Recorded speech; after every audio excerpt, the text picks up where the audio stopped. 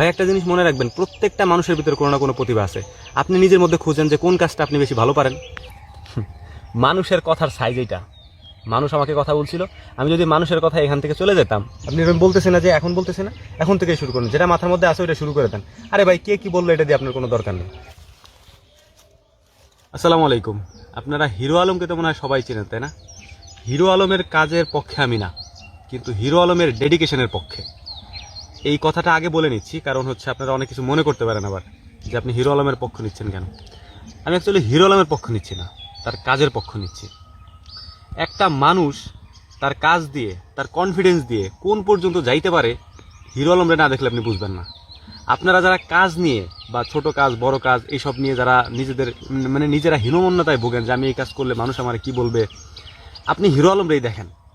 এই বেচারা কোথার থেকে উঠে আসছে? বাংলাদেশের ন্যাশনাল মিডিয়াগুলির খোরাক, মানে এদের যে কি বলে আপনার ভিউ পাওয়া বা পত্রিকা চলার যে মেন সিস্টেম, এই সিস্টেমটা চলে হচ্ছে এই ব্যক্তিরে দিয়ে। ও যদি না থাকতো তাহলে বাংলাদেশ, আমার মনে হয়, আমার যতটুকু ধারণা আর কি, বাংলাদেশের মেন স্ট্রিম মিডিয়াগুলি মানে বেশিরভাগই মুখ থুবড়ে পড়তো। ওরে দিয়েই হচ্ছে ওরা ইনকাম করে খায়, ওরে দিয়েই ওরা চলে, আমার যতটুকু ধারণা। ও যদি না থাকতো ওরা চলতে পারতো না। তো যারা নিজেরা হীনমন্যতায় ভোগেন যে আমি কাজ করলে মানুষ আমার কি বলবে, আমি এই কাজ করতেছি মানুষ খারাপ বলতেছে, ভাই মানুষের কথায় আপনি কান দিয়ে আপনার কোনো লাভ নেই। আমি প্রায় আপনাদেরকে বলি যে মানুষের কথায় আপনি যত বেশি কান দিবেন, ঠিক আছে, আপনি তত বেশি হচ্ছে ধোকার মধ্যে পড়বেন, নিজে পিছে পড়বেন। আপনারা যদি আমি একটা কথা বলি, ধরেন আমি আপনার একটা কথা বললাম, এই কথাটা বলাতে আপনার খারাপ লাগলো, আমি বলছি আপনারে খারাপ লাগছে আপনার, হ্যাঁ, এই খারাপ লাগাটাতে লাভটা হইলো কার? আমার লাভ হয়েছে না আপনার লাভ হয়েছে?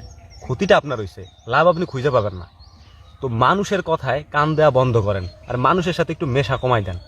একা একা থাকেন, নিজের মাথার ভিতরে চিন্তা করেন যে কি করা যায়, কারণ আগামীর সময়টা তেমন একটা ভালো না, ঠিক আছে? জিনিসপত্রের দাম যেভাবে বাড়তেছে, আর তারপরে যেভাবে মানে গ্লোবালাইজেশন বা সিস্টেমটা যেভাবে চেঞ্জ হচ্ছে, আপনি এরপরে কিছু খুঁজেই পাবেন না, দেখবেন আর করার মতো তেমন কিছু খুঁজেই পাবেন না। হ্যাঁ, যেমন ধরেন আমি আপনাদেরকে একটা উদাহরণ দিই। এইখানে আমি যেদিন চাষ করছিলাম, মানে এই বেগুন গাছগুলো আমি যেদিন লাগাইছি, ওই দিন আমার সবাই বলছিল এই জায়গায় বেগুন গাছ হয় নাকি, এখানে বেগুন হয় নাকি। ফলাফলটা কি মানুষ দেখবে না আপনি দেখবেন? কাজ যে করে ফলাফল সে দেখে। আপনি দেখেন তো, এটা এটা এটা বেগুন দেখেন, আমি দেখাচ্ছি আপনাকে, মাশাআল্লাহ আলহামদুলিল্লাহ।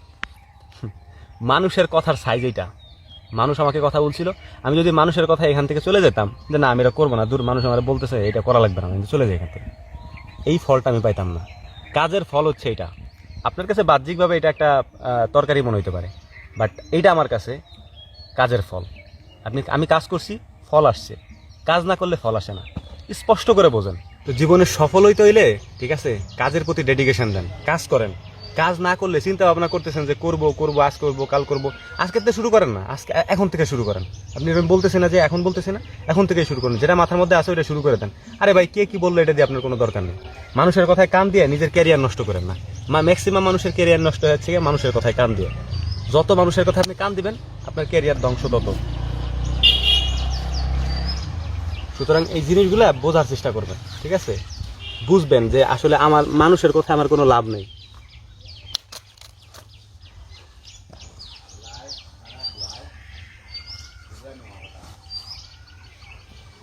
মানুষ কি বললো না বললো এইটা চিন্তা করে যদি আপনি আপনার কাজ বন্ধ করে দেন, তাহলে জীবন আপনার ওই জায়গায় থেমে থাকবে। আমি এটা খুব সহজেই বুঝি, ঠিক আছে, যে মানুষের কথায় কিচ্ছু যায় আসে না, উদাই ঘোড়ার ডিম হয়। আমি আপনারা এখন বলতেছি, আপনি এখনই কাজে যোগ দেন, ঠিক আছে, যা পারেন। ভাই একটা জিনিস মনে রাখবেন, প্রত্যেকটা মানুষের ভিতরে কোনো না কোনো প্রতিভা আছে। আপনি নিজের মধ্যে খুঁজেন যে কোন কাজটা আপনি বেশি ভালো পারেন, করা শুরু করে দেন না, এখন করা শুরু করে দেন। চিন্তা করে লাভ কি? চিন্তা যত করবেন তত পিছনে করবেন, এত চিন্তা করার দরকার নেই। যেটা করতে চান সেটা করা শুরু করে দেন। চিন্তা করলেও সে পিছনে পড়বেন। মাথার মধ্যে আসছে, শুরু করে দেন। যদি কিছু করেন তাইলেই তো ফলাফল পাবেন, কিছু না করে তার ফলাফল আশা করা যায় না, তাই না?